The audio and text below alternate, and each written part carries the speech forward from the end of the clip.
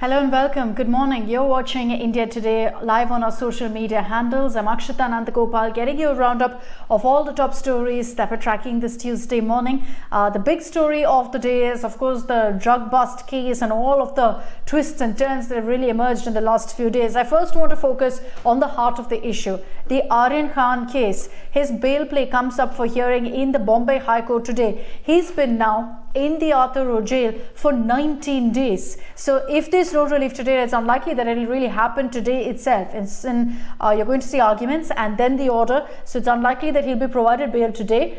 But having said that, it will be then 20 days and counting tomorrow. So the arguments will begin today, where again you're going to be seeing the Narcotics Control Bureau vehemently opposing Aryan's bail plea, saying that he is part of this entire case and that he needs to remain in custody or he will tamper with evidence. That's essentially the basic argument the NCB has put forth. As far as Aryan Khan is concerned, his family, Shah Rukh Khan, has now hired also senior lawyer Mukul Rohatgi to help in this case. So Mukul Rohatgi will be putting forth the arguments in the Bombay High Court on behalf of Aryan Khan today. Satish Manishinde, Amit Desai, all of them are still a part of this legal team. So you've got some of the topmost lawyers in the country coming together for this particular case. Today you're going to essentially see the NCB put forth their arguments, in the sense that they're going to put forth details of why they're opposing Aryan's bail, and then you'll have arguments where Aryan's legal team will also respond.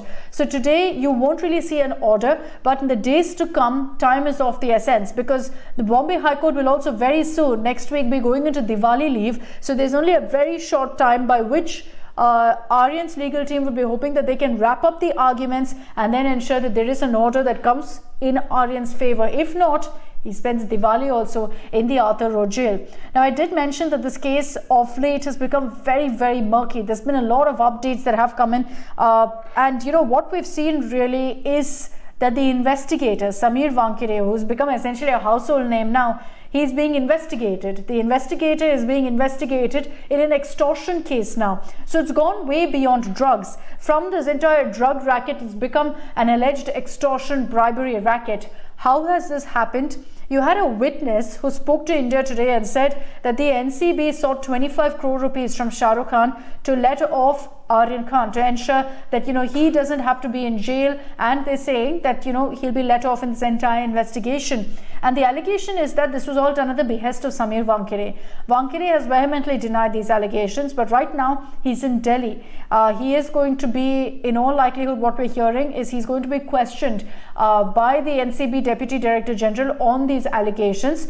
Right now, he is continuing to investigate this case. So he's not been taken off the case just as yet. But if there's any truth found to the allegations against him, it means he's going to be let off from this case and perhaps will also face a lot of disciplinary action. There are, of course, two aspects to this case. One claim is that Samir Wankire is in fact bribing and threatening Shah Rukh Khan, blackmailing him to cough up money. The other angle is that Samir Wankire is being targeted. This is a witch hunt against him because of the fact that he's going after such high-profile names. And remember that the person who's going all out against Samir Wankire is Nawab Malik, the NCP minister, who from day one has been putting up one post after another. Yesterday, he put out the birth certificate of Samir Wankire to allege that, you know, he tweaked his religion to ensure that he gets this post in fact the NIA, subsequently Customs, and then of course here in the NCB. So all of these murky details have emerged, but Wankire has maintained that all of this is motivated and it's an attempt to actually hamper the probe. He's maintained that the reason Nawab Malik is targeting him is because Nawab Malik's son-in-law was also under the scanner in a drug case, was put in jail also by Samir Wankire. So you see this entire case, it's very, very murky. Number of names that are also emerging. And here on India Today, we're getting you the latest updates that come in as and when things progress, whether it's the legal aspect of Aryan Khan and his bail plea, or of the investigation against Samir Wankire. We also have a conversation here on India Today with Wankire's wife, Kranti Redkar. She's a Marathi actor. This is his second marriage, and that's something that Nawab Malik mentioned also, that he changed his religion, that he had a first marriage, second marriage, etc. So all of his personal details are also emerging on social media, with many speculating on that. But Kranti Redkar has maintained that there's absolutely no foul play, that Samir Wankere, her husband, is a clean man, and that this is the first time that charges of extortion have been leveled against him in his entire career.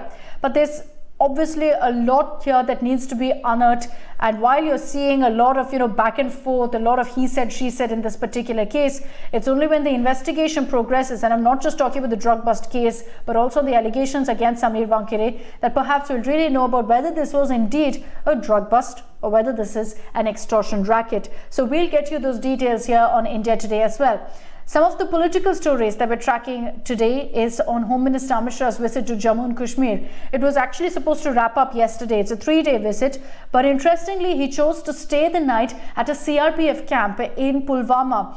This is in fact a CRPF camp in which we saw 40 of the personnel from this camp who were in their convoy being targeted by a suicide bomber 2 years ago in 2019. We lost 40 of our personnel in that attack. Amit Shah there, in a clear message, spent the night at this camp, had dinner with the CRPF personnel, was seen interacting with them, and you can catch all of those videos, that footage on India Today as well through the day. But it's essentially, as I mentioned, all about symbolism. Yesterday, he addressed a public rally in Srinagar where on the podium, just as he was getting on, the bullet cover, the bullet shield that in fact is put over there to ensure that there's no attack on the personality, on the person on the stage, that was removed just as Amit Shah was going to speak. So that was a message that the valley is safe. Besides that, you had Amit Shah interacting with locals, with youth there after the rally without a security detail. And then last night, he spent the night at the CRPF camp, having dinner with CRPF personnel early this morning. He also paid his tribute to the soldiers who were killed in action back in 2019 at the memorial that's been put up there in Letpura of Pulwama. And with that, he's wrapped up his Jammu and Kashmir visit. Many headline moments, many images that people will take away and dissect from that particular visit. But it's clear that the message that the Home Minister is intending to send was that there is normalcy in Jammu and Kashmir. And in every speech he's made, he's spoken about Vikas, about development for the people of the valley. Another story is coming in from Uttar Pradesh, months to go for the elections, and the Aam Aadmi Party has thrown its hat in the ring now. They're saying that we too are serious contenders. We're going to be contesting on all 403 seats in the Uttar Pradesh Assembly elections. Kejriwal is on a 2-day visit. Second day is today in Ayodhya, where he's going to be performing a puja at, in fact, the Ramlala temple site at least. Last night he was there at the Saryu Ghat, part of the puja that happened there as well, performing Aarti. So the Aam Aadmi Party is maintaining that they're a very serious contender here. We'll be getting you the latest updates. I think Kejriwal has just visited the very famous Hanuman Gadi temple as well. You see the messaging from the AAP. They're projecting themselves as an alternative to the Bharatiya Janata Party. They're wooing the Brahmin vote bank in Uttar Pradesh. So that's something that will be very interesting to note, how the AAP does in the elections.